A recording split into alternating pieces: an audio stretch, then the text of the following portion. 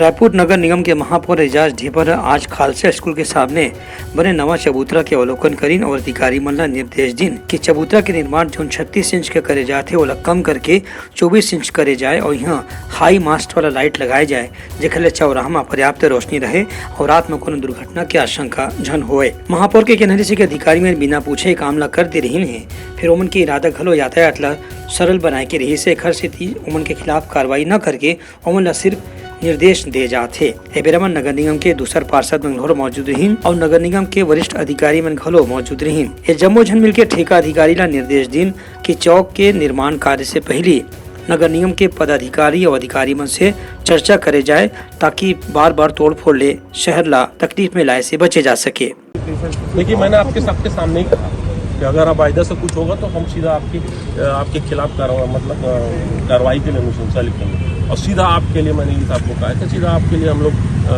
ऊपर में आपके खिलाफ कार्रवाई की जा करके अनुशंसा करेंगे। तो इसलिए अब कोई भी आप काम करते हो, भाई उन्होंने भी अपने लिए काम नहीं किया, काम तो शहर के लिए हुआ। वो ये भी चाहते थे कि यातायात व्यवस्थित हो, मगर यातायात व्यवस्थित का मतलब ये नहीं कि हम किसी को एक्सीडेंट में कर दें या फिर हम काम को ऐसे करके छोड़ दें।